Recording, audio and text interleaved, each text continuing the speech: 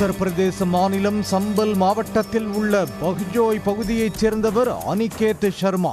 29 வயதான இவர் சரிவர வேலை வெட்டிக்கு செல்லாமல் ஊர் சுற்றி வந்திருக்கிறார். அத்தோடு மது போதைக்கும் அடிமையானவர். சென்ற நவம்பர் மாதம் 16ஆம் தேதி இரவு வீட்டை விட்டு வெளியே சென்ற அனிகேத் அன்று இரவு வீடு திரும்பவில்லை. குடித்துவிட்டு எங்காவது விழுந்து கிடப்பார் என்று குடும்பத்தினர் நினைத்திருக்கிறார்கள். இந்த சூழலில் அடுத்த நாள் காலை முராதாபாத் மாவட்டத்தில் உள்ள மோகன்பூர் சாலையில் அனிகேத் இரத்த காயங்களோடு சடலமாக கிடப்பதாக அவரின் குடும்பத்தினருக்கு தகவல் வந்திருக்கிறது. உடனே போலீசாருக்கு தகவல் அளிக்கப்பட்டிருக்கிறது. சம்பவ இடத்துக்கு வந்த போலீசார் சடலத்தை கைப்பற்றி ஆய்வு செய்திருக்கிறார்கள். அனிகேத் மீது வாகனம் ஏறி சென்றதற்கான தடயம் இருந்துள்ளது. வாகன விபத்தில் சிக்கி அவர் இறந்து போயிருக்கலாம் என அனைவரும் நினைத்திருக்கிறார்கள். அனிகேத்தின் தந்தை பாபுராம் சர்மாவும் தனது மகன் விபத்தில் சிக்கித்தான் இறந்து போயிருக்கிறார் என ஆணித்தரமாக அடித்து கூறியிருக்கிறார். ஆனாலும் போலீசார் சடலத்தை கைப்பற்றி உடற்கூராய்வுக்காக அனுப்பி வைத்திருக்கிறார்கள். ஒரு சில நாட்களுக்கு பிறகு உடற்கூராய்வு அறிக்கை வந்திருக்கிறது. அதை பார்த்ததும் போலீசார் அதிர்ந்து போயிருக்கிறார்கள்.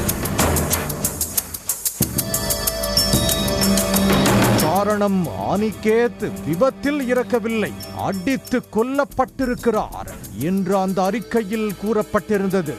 கனமான இரும்பு ராடால் பின்பக்க தலையில் அடித்து அனிகேத் கொல்லப்பட்டிருப்பது உறுதியாகி இருக்கிறது. விபத்து வழக்கில் இருந்து கொலை வழக்காக மாற்றிய போலீசார் ஆரம்பத்தில் இருந்தே தனது மகன் விபத்தில் சிக்கி இறந்து விட்டார் என கூறி வந்த பாபுராமிடம் விசாரணையை தொடங்கியிருக்கிறார்கள். அவரின் பதில்கள் முன்னுக்கு பின் முரணாக இருந்துள்ளன. இதனால் அவரிடம் கிடுக்கிப்பிடி விசாரணை நடத்தியிருக்கிறார்கள்.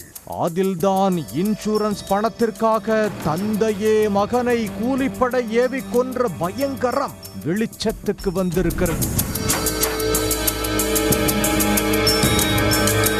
கடந்த சில வருடங்களாக பாபுராமுக்கு பண கஷ்டம் ஏற்பட்டிருக்கிறது.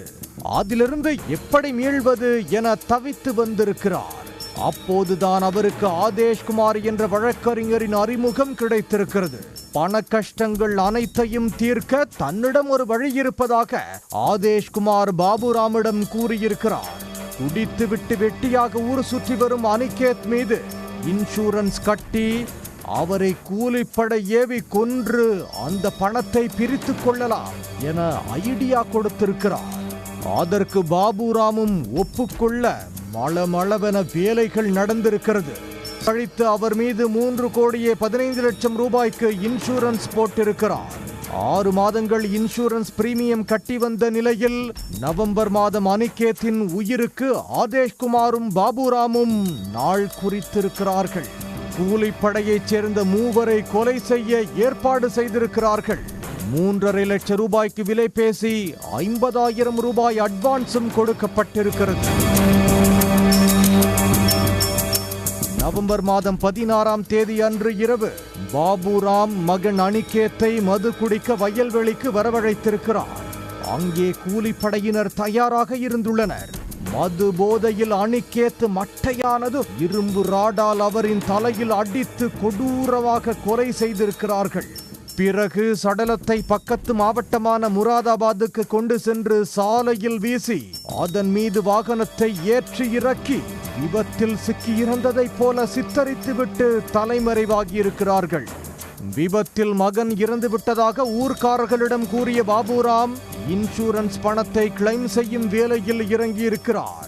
இந்த சூழலில்தான் அனிகேத்தின் உடற்கூராய்வு அறிக்கை நடந்து விபத்து அல்ல கொலை என காட்டிக் கொடுத்து விட்டது. பாபுராமையும் கூலிப்படையைச் சேர்ந்த 3 போலீசார் கைது செய்திருக்கிறார்கள். இந்த கொலை திட்டத்தை போட்டுக் கொடுத்த வழக்கறிஞர் ஆதேஷ்குமார் தலைமறைவாகிவிட்டார். அவரை தேடி வருகிறார்கள்.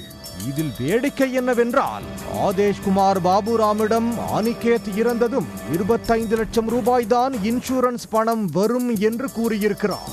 போலீசாரின் விசாரணையில்தான் அனிகேத் மீது மொத்தம் 3,15,00,000 ரூபாய்க்கு இன்சூரன்ஸ் கட்டப்பட்டிருப்பது பாபுராமுக்கு தெரிய வந்திருக்கிறது. தெகிடி படத்தில் வருவதைப் போல ஒரு கும்பல் ஆதரவற்றவர்களை குறிவைத்து அவர்கள் பேரில் இன்சூரன்ஸ் எடுத்து கொலை செய்து பணம் பறித்து வந்த சம்பவம் தொடர்பாக சம்பல் மாவட்டத்தில் சமீபத்தில் 68 பேர் கைது செய்யப்பட்டனர். அந்த கும்பல் 4க்கும் மேற்பட்ட நபர்களை கொன்று 100 கோடி ரூபாய் இன்சூரன்ஸ் பணத்தை அபகரித்திருப்பது விசாரணையில் தெரிய வந்திருக்கிறது. அந்த கும்பலுக்கும் தலைமறைவாக இருக்கும் வழக்கறிஞர் ஆதேஷ்குமாருக்கும் ஏதாவது தொடர்பு இருக்குமா என்ற கோணத்திலும் போலீசார் விசாரணை நடத்தி வருகின்றனர். அவரை கைது செய்து விசாரிக்கும் பட்சத்தில் இந்த சம்பவத்தில் மேலும் பல அதிர்ச்சி தகவல்கள் தெரிய வரும்.